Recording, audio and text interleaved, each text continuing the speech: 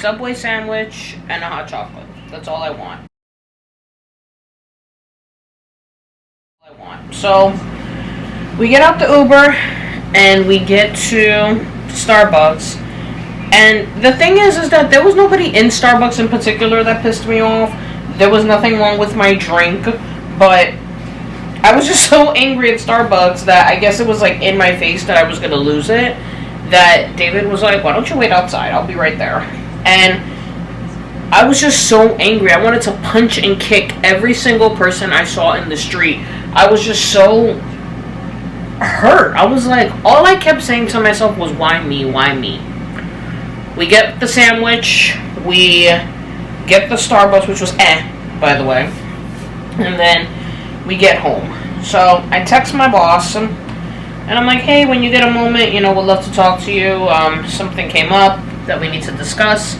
He called me right away, and I told him that, hey, nobody knew, but I was pregnant. He was like, oh my God, you're pregnant? And then it was just like, I was, and then I explained what happened, and then this man decides to cry on the phone with me. So he's like, take whatever time you need. Don't worry about it. Just send an email that you'll be out for the rest of the week. Do what you gotta do. So, really sweet about it. So I continue to eat my Subway sandwich, and David's like, babe, I'm going to take time off from work to be with you the night that you take the medication. I just need to know when to let my boss know. So, just to give you guys some background, if you don't know how this pill works, or how this process works, your doctor gives you 2 pills.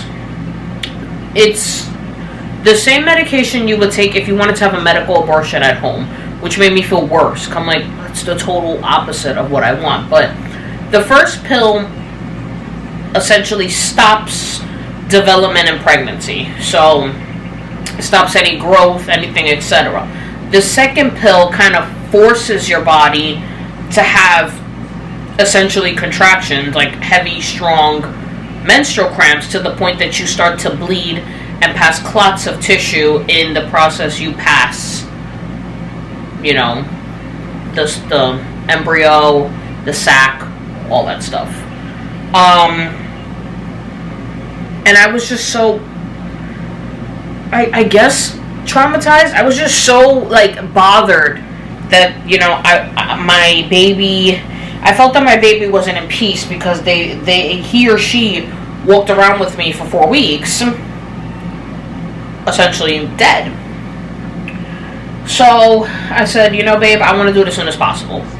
So I took the first pill that stops all development, if it hadn't stopped already, on that Tuesday. Whereas 24 hours, I think it's 24 to 48 hours, you can take the second pill to start the process.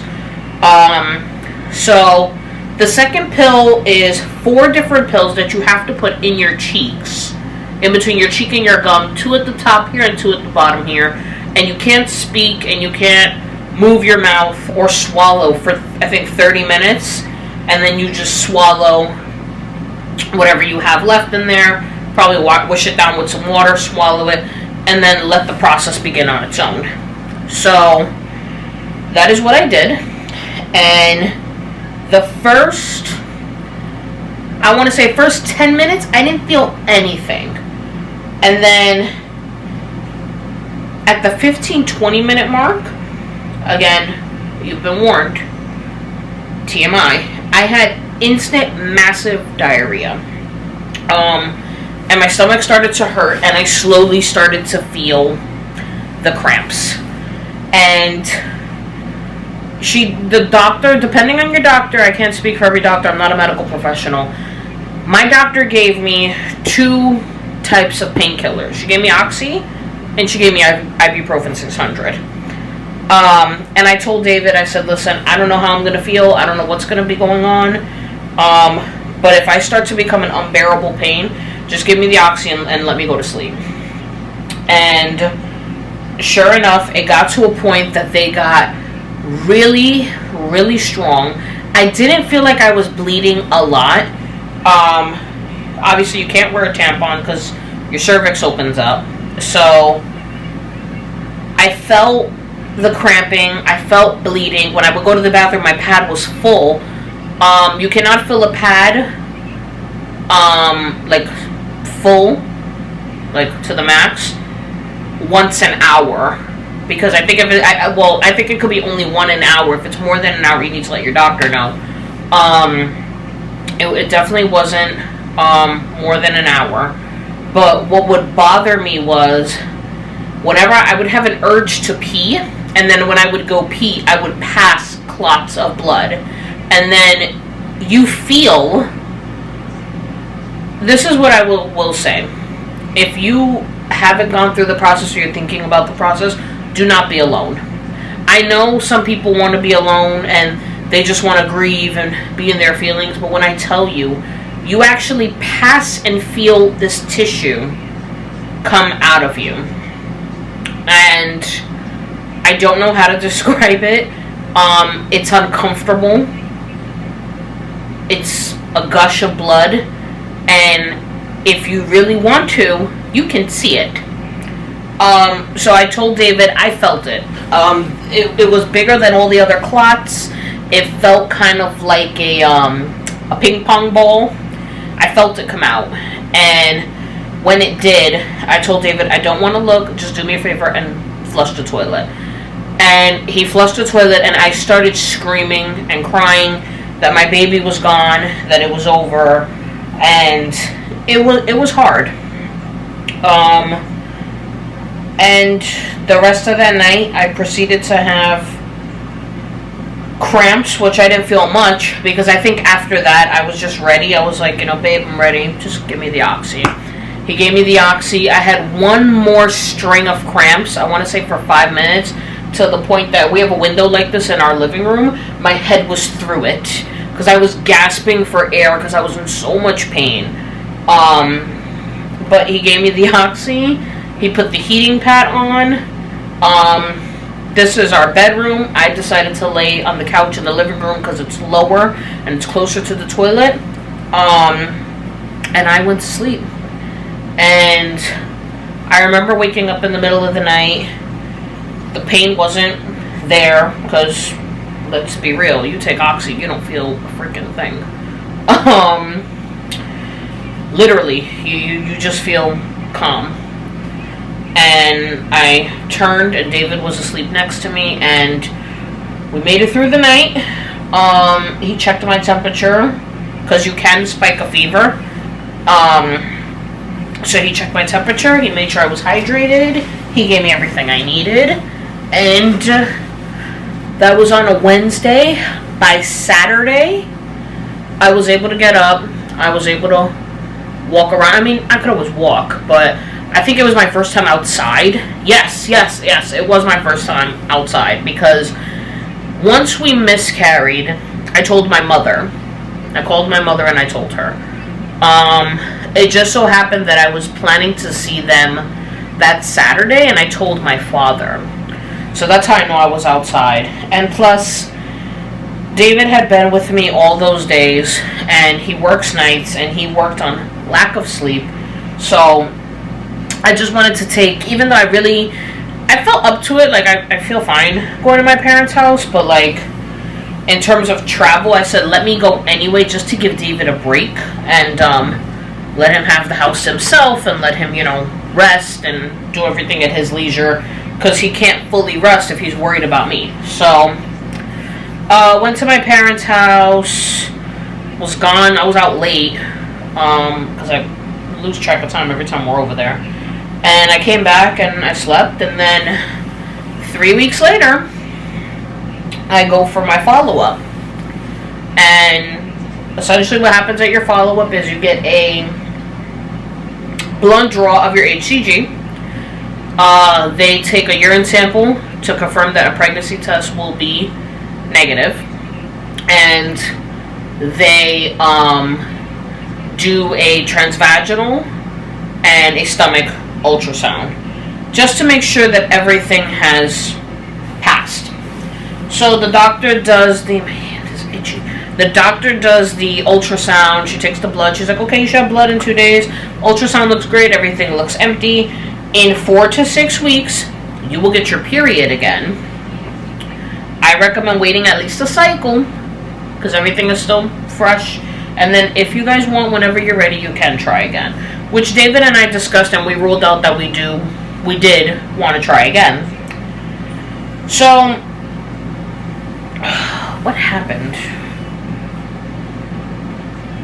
Oh, that's what happened. So, she got my blood results back, and they were not a 0. The HCG was not a 0. Now, if your HCG is not a 0, technically, you could still, in terms of urine and blood, still be testing positive for pregnancy. So, because my HCG was not a 0, I don't remember what it was. I think it was like a 10,000. She messaged me with the blood results. She said, hey, in 2 weeks, I need you to take a pregnancy test. Because it could be just that the HCG is taking its time dropping. So those 2 weeks drove me crazy. Because all I wanted to do was try again and just have some sense of normalcy that everything is okay with my body again. And I couldn't have that with this HCG not being what it was supposed to. So, 2 weeks pass. David and I are sitting in the living room. I remember we were watching Mary Poppins. And I said, okay, babe, I'm going to go and I'm going to go pee on the stick and I'm going to see what it says. It said pregnant. So now I'm pissed off, right? Because I'm like, okay, what the hell is going on? Why does this still say pregnant? Call the doctor. The doctor's like, okay, let's give it, I think she said, let's give it another 2 weeks. No, I'm sorry. She said, I'm telling you, this was 4 months ago. I think she had me come in for blood 2 weeks after that. And then it went from a 10,000 to an 8,000. And then she had me wait 3 more weeks after that, took blood again, and it went from an 8,000 to like a 5,000. So this is something, keep in mind, your HCG triples, or doubles if not triples, every 48 hours while you're pregnant. So the fact that I lost all the blood I lost, past all the tissue I lost, it was taking its time. Now you're looking at a month and a half later, right? Something didn't add up. So, the last blood draw I got, the results were, I believe, a 5,000. So, between her, David, and I, we discussed what is going on, and she said, okay, I don't want to scare you guys, but it seems like there may be something stuck, or there may be something going on with your uterine lining. So I need you to go to a separate office, and I need you to get a sonogram of your uterus so we can make sure everything's okay and see what's going on. Okay. She sent me to this place, and I guess, I never asked why, but if I had to guess, I think she sent me to this place because they had the machine that I guess they didn't have at the hospital or something like that. I had the most horrible experience at this place, and I'm not even going to get into it, like, in detail for the sake of time, but I had a very incompetent person doing my sonogram, to the point that I wanted to know what my results were, and she couldn't read my results, so she proceeded to put me in a room and tell me to wait for her, that she would meet me, where she went into the next room and called somebody on speaker and asked them, I guess they worked in the same office, and asked them to help her explain to me why my uterine lining looked vascular. Now, when you're somebody that has a degree in liberal arts and is attempting to pursue a degree in graphic design, you think about, okay, what the hell does vascular mean? And what does it mean for my uterus? Can I not have children? What's going on? So I had, when I tell you, I was on fire. Like, I prayed for everybody in Manhattan as I was walking through the street, because I'm telling you, one person would have cut me off and it would have been Armageddon. I was so angry. And then it was like this whole back and forth crap on like trying to get the results. It was horrible. So The doctor said, my doctor called me, she was like, okay, your uterine lining looks vascular. That means that it's supposed to be thin, like, like a stick figure's body, but it's looking like a fist. So that means that there's something stuck, and once that thing is, removed, it'll become straight. So she was like, I would like, she was like, I'm looking at the results now, I would like to look at it again, in 2 weeks. So I'm like, I swear to God, if I hear that one more time. So, the very next day, I had my once a week therapy session. I'm sitting in the living room. It just so happened that particular day I had no panties on underneath my pajamas. And I did my usual routine. I went to therapy, virtual therapy, came in here, woke David up, came out of the room, sat on the couch. I felt this gush. And all of a sudden my pants felt hot. So I went to the bathroom and I am covered in blood. Covered in blood. And let me just say, I am not against misoprostol. I'm not saying it doesn't work. I'm just saying that everybody's situation is different. Like, for example, really quick backtrack. I found out that I miscarried on November 17th. I found out that I miscarried. I took the misoprostol on November 18th at 7, I want to say 7 p.m., if not 7:30 p.m. Okay? 10 days later, I'll insert it here if I'm wrong, but I don't believe I am. 10 days later was Thanksgiving. Okay? So I had finished bleeding to the point that I had little spotting, but the worst of it was over. Thanksgiving night, David and I got into this stupid tit for tat, like this little stupid argument, and I'm laying in bed and my pants felt hot. I started bleeding like someone had just stabbed me.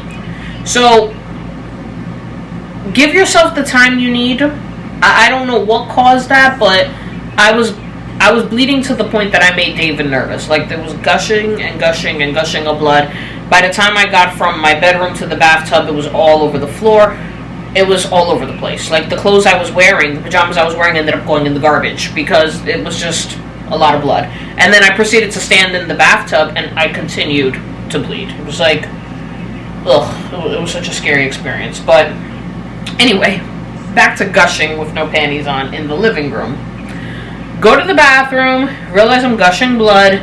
David calls the doctor's office. He was like, I need such and such Dr. Page. My fiance is bleeding. I don't know what's going on.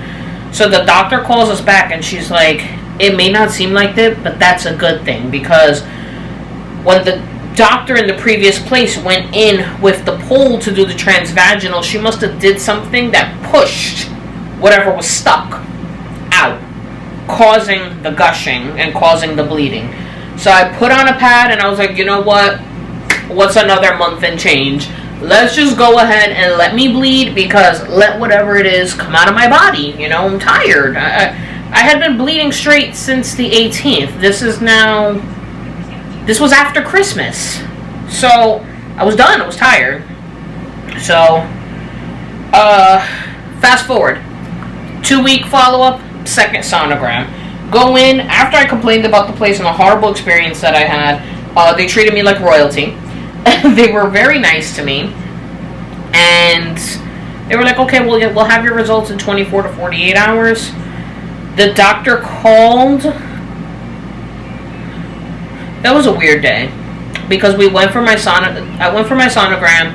David ended up waiting for me in a Best Buy, and we left with a computer. Like, it was this whole thing. But, we left buying a computer. But it wasn't right away that I went home after the appointment. It was a decent amount of hours that the doctor called me on the Uber on the way home. And she was like, okay,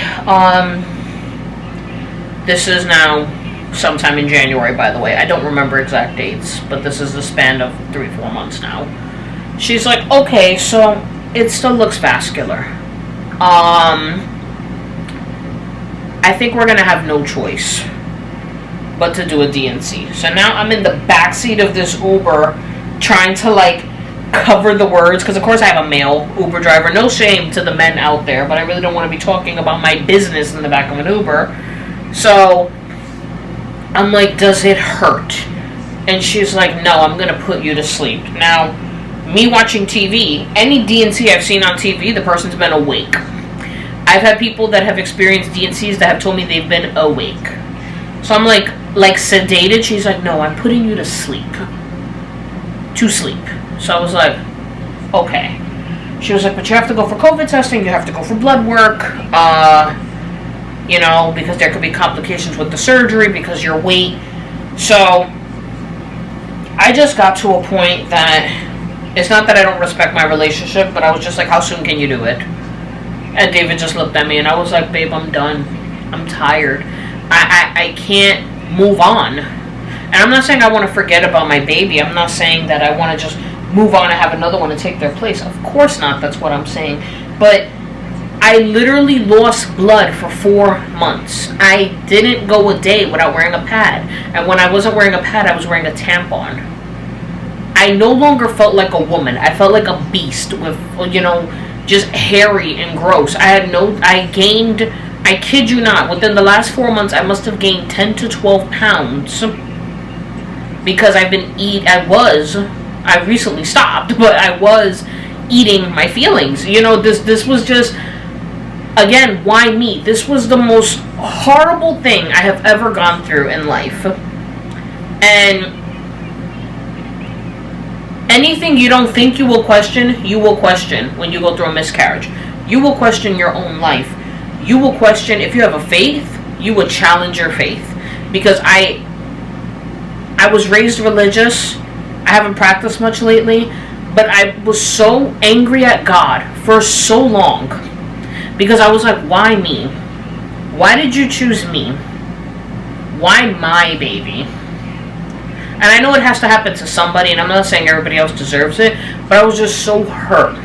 And then to continue to go through what I was going through, it's like the end was not near. So I'm scared of hospitals. It made it worse that David couldn't be there. David couldn't even be in the waiting room waiting for me to go through, while I was in surgery because of this stupid virus. So,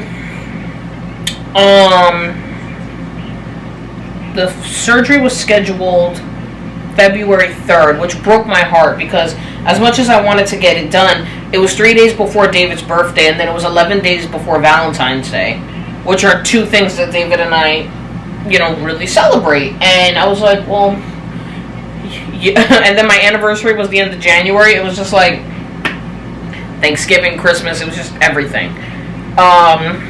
So she scheduled it. I went for my COVID test, which of course was negative. I went for blood work. They said my blood looked good. They cleared me for surgery. When the doctor called saying they cleared me to have surgery, I said, what's my HCG level? Could you believe my HCG level was still a 25? I think she said it was a 25 or a 2700. So I was like, okay. Yeah, let's do this. So,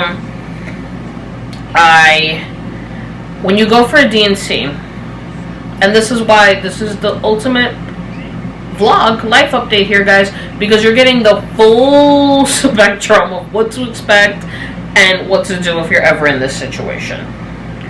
The day you go for a D&C, you cannot eat or drink, including water. God, what was it? I think 11 hours prior. So, right away, the minute you can't drink or eat, you're the thirstiest you've ever been, you're the hungriest you've ever been.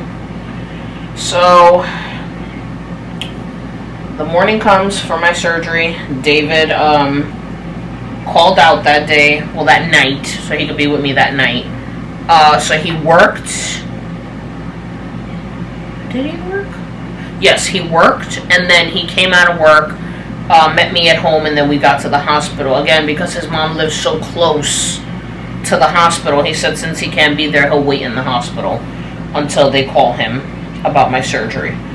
And then I was so worried about him falling asleep, and I was so paranoid that I was going to be trapped there, so I had them list his mom. I said, okay, worst case scenario, if you can't get in touch with my fiance, can you please get in touch with my mother-in-law, because she literally lives up the street. Like, I don't want to stay here. Like, I was just like, you know, I was the worst but best patient ever. You get there, they strip you, you walk around in a gown. It's what they call an outpatient surgery. So you go home the same day, you go through your pre-op, you go through surgery, and then you go through a recovery period, and then once you get to recovery, they call your posse to come get you. Of course, my surgery got delayed because there was an emergency. So my surgery was supposed to start at 3. It was 5:30. I wasn't in surgery yet. So, which, side note, they didn't even have the decency to tell me. I'm sitting there in my gown and my freaking socks, and no one has the decency to be like, hey, it's going to be delayed. Hey, this is why. I ended up texting David and being like, hey, don't get scared. I'm not in surgery. I haven't started my surgery yet. And then he called the office like, why isn't she having surgery? Because my doctor's office is, 3 blocks down from the hospital. But because of my BMI being over 40, they had to do it in the hospital. So he called the doctor's office, and he called the doctor's office, and then they were like, oh, we're sorry, you know, it's because the doctor had an emergency, you know, she's still having surgery today, blah, blah, blah. So I met with so many different doctors. And again, this is a hospital in New York City. I'm not telling you which hospital, because why would I? But every state is different. We started super late. Started at 5. I'm gonna say 5:45, and the reason why, because you know what? I'm lying. I would say maybe 5, closer to 6 o'clock. Between the doctor being delayed the 2.5 hours, now it being 5:30, and then I was in the waiting area. Like, I already had the gown on. They already took my stuff. I went upstairs to another area in the hospital where I finally got to see my doctor, and she was like, okay, this is what we're gonna do. Let's just confirm, you know, you're getting a DNC, all by the book stuff, right? But she was like, if it's okay with you, I'm gonna go ahead and do a hysteroscopy while I'm in there. And again, nothing medical in my education. I'm like, okay, what is that?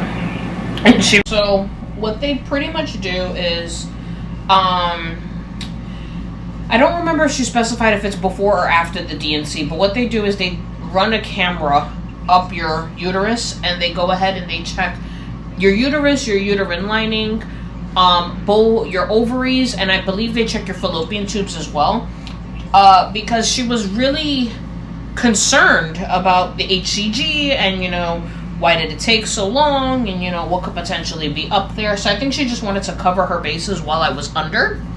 So I signed off and agreed to that. If you are overweight, they make you sign a lot of things about your weight. Just, you know, with surgery, there's a risk, all that jazz. I met with my main OBGYN. I met with another OBGYN that was going to assist her. And I met with 2 anesthesiologists. The anesthesiologist that was working on me, and then his boss. I guess it's a good hospital. I don't know why I met. The fact that I was meeting so many people made me nervous. And then it wasn't until the last doctor, the last anesthesiologist, I said, you know, I'm meeting a lot of people. And he was like, yeah, because when you get into the operating rooms, there's a lot of hands over you, prepping you, and we don't want you to be scared. He was like, because I know you're nervous. I said, I'm very nervous. And I'm an asthmatic, so they wanted to just check my airways, because they wanted to make sure that I didn't need to be intubated during surgery. If you don't know, intubation is when they put the tube down your throat to breathe for you. But I went into the operating room, and a lot of people were over me, and we started talking about Netflix, and I should have known better, because the anesthesiologist put the IV in me, put the blood pressure cuff. I was walking around with a hospital blanket on me, so he knew I was cold, so he went ahead and he, such a sweetheart, he warmed up the bed for me, and we started talking about Netflix, and he was like, oh yeah, what shows do you like? And I should have known better, because that was it. Next thing I know, they were tapping me on my head to wake me up. I couldn't feel anything. They tapped me to wake me up because they moved me from the operating table to a bed, and I fell back asleep. They had wheeled me into recovery. They asked me if I was okay. I told them that I felt that my pants were wet, and the bed was a little wet because I was bleeding. So they took one of these thick hospital sanitary pads and put it on me, and put like these mesh underwear on me. And the I want to say doctor or nurse that was in that area, she was like, I know you're sleepy, you could go ahead and close your eyes. She was like, are you in any pain? And I started to feel pain, so I told her I was, and she was like, okay, are you allergic to oxycodone? And I was like, no. And sure enough, she gave me oxy. I fell back asleep. They wheeled me into recovery. They lifted me. They put me into this reclining chair, and I was officially in recovery. So they asked me to confirm who my emergency contact was, and the doctor told me that the minute I woke up, I was calling out for David. I was looking for David. So she said, call her fiance the minute she gets into recovery because she's asking for him. So, when I got to the first area of recovery, my doctor was trying to meet me there, but she got delayed, so she ended up not being able to see me after. But she did call recovery, and they gave me the phone, and I was able to speak to her. And she told me, she was like, surgery went great, you did great, I got it all. She was like, I got all of it, I'm sending it to pathology, you should know in a few weeks. So I was like, okay. She was like, anything, have me paged, call me, but I got it. So it was kind of like for both of us, because I know, yes, I was going through it physically, but as my doctor, I know she saw me go through this and David go through this, and it was finally like closing the book. So I got to recovery. The nurse was like, are you hungry? And I was like, I'm starving. So she was like, I've got cookies, I've got crackers, I'm gonna bring you one of everything. And she was like, do you want a sandwich? And I was like, no, because I am feeling a little nauseous. So she was like, okay, let's start with the crackers. And she was like, you feel cold, your temperature's a little low, so I'm gonna get you some tea. So I was like, okay. And so I was like, can you please call David? So she called David.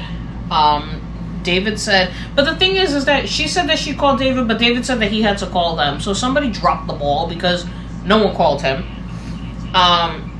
And they gave me my tea, and I just sat there, and I waited. And I remember at one point opening my eyes, and David was sitting there, and I oh my God, like to see each other after all of that, after being scared, like, David wanted to cry, I wanted to cry, we were just so happy to see each other. And I had to pee before I left, and then they wanted to see how my pee looked. They did that. I was a little nauseous getting up, so I had to stay there a little longer, but they discharged me and they let me go home, and they said everything worked great, and we'll know in 4 to 6 weeks or a couple weeks. We'll have pathology results, and we'll go from there. My surgery was on a Wednesday. This is how I know. It doesn't sound like it by the way I'm describing this, but this is how I know my doctor was on the ball, because I had surgery on, I think February 3rd was a Wednesday. I think it was a Wednesday, or it was a Tuesday. But check this out. A couple of pathology results usually take 1 to 2 weeks. I had my pathology results that Monday morning. So Thursday, Friday, Saturday, Sunday, Monday, I had my pathology results. And they pretty much said that there were 4 different pieces of necrotic tissue.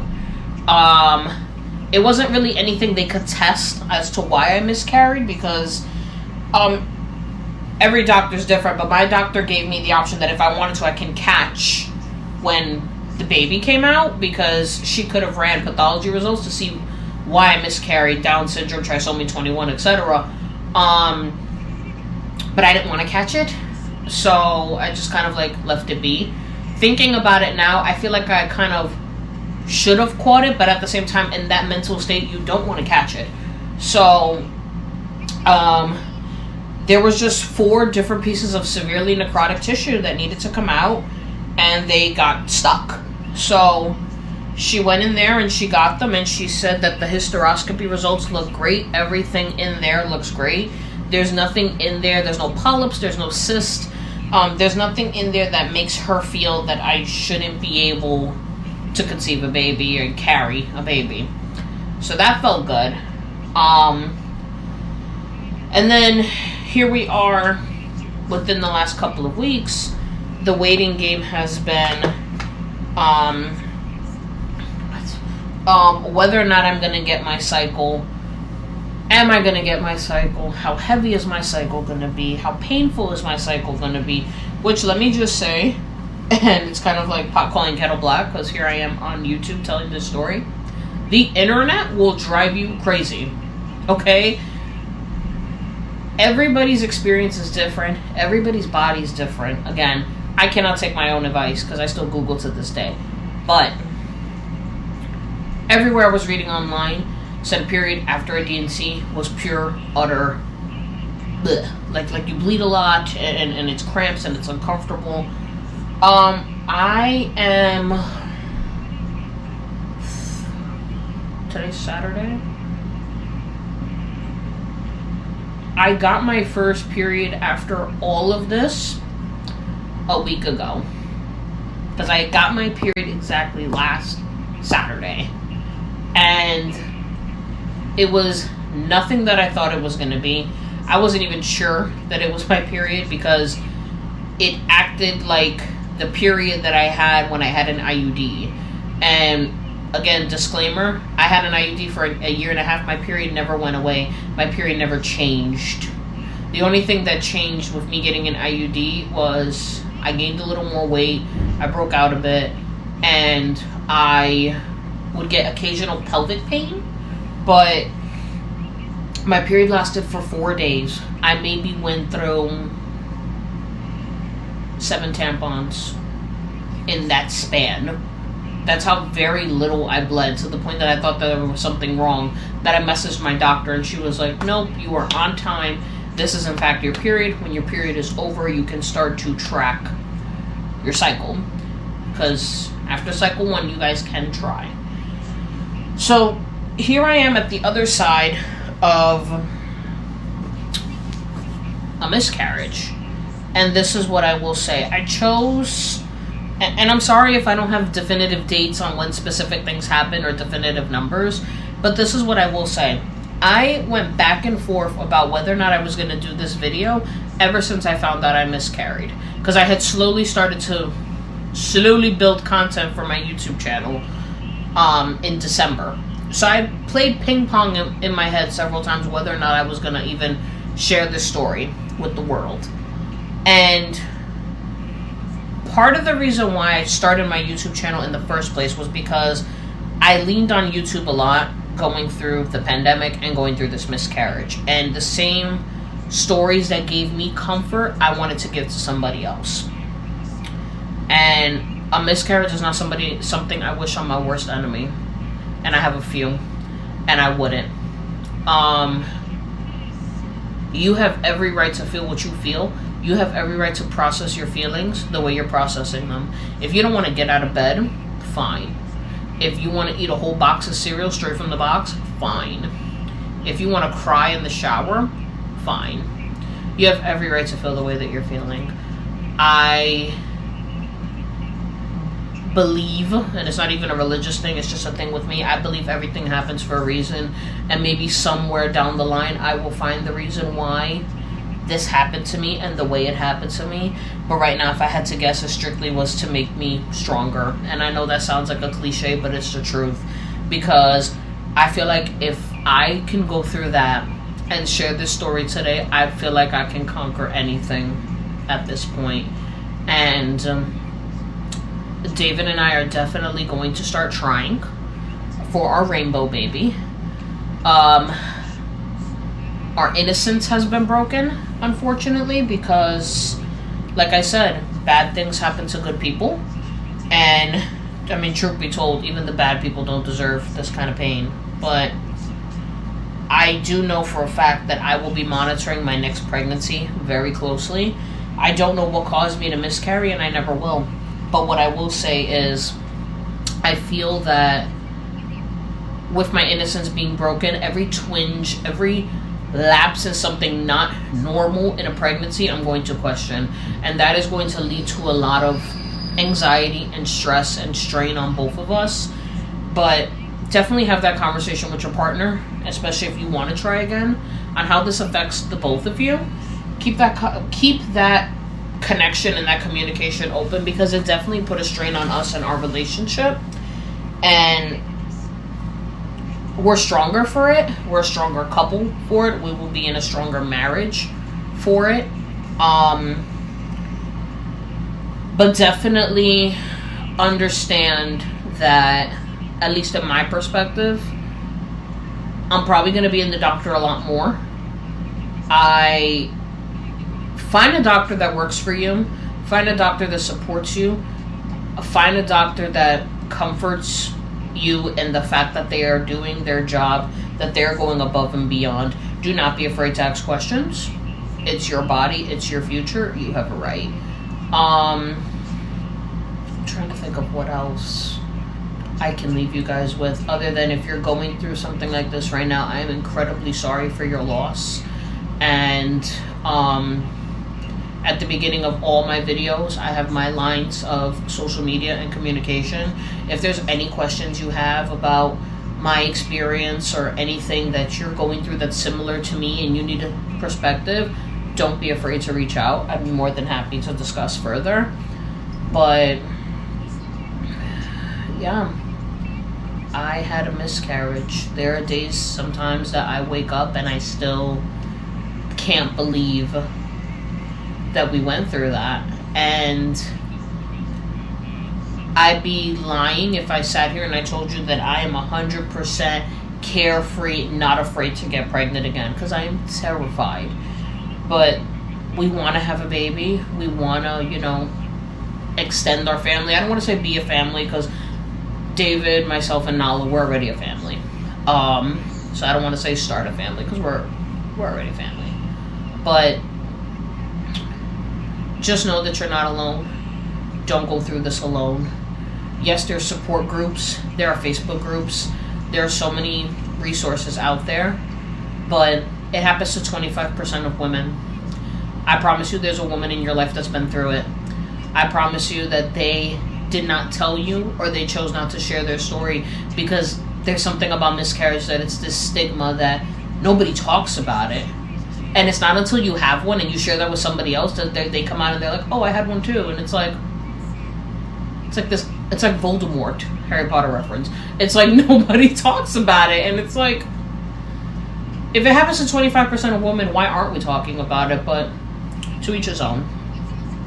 But I will keep you guys updated on our TTC journey going forward. But I can't believe we went through it, but we went through it. You're speaking to somebody on the other side. If you're currently going through it yourself, there is a light at the end of the tunnel. It does get easier. Thank you guys so much for watching the video. Thank you so much for taking the time and listen while I tell my story and organize my socks. I'm going to go ahead and wrap the video up here. Again, any means of communication, go ahead and let me know. Just want to make sure I have those there. I'm going to go ahead and pop those up on the screen for you guys one more time. Instagram, Twitter, email address, it's directly to me. Any questions, don't be afraid. And again, to continue with our TTC journey with David and I, don't forget to hit that subscribe button right here. Hit the bell button, that way you'll be notified of any videos here at EP Life. And I'll see you guys next time.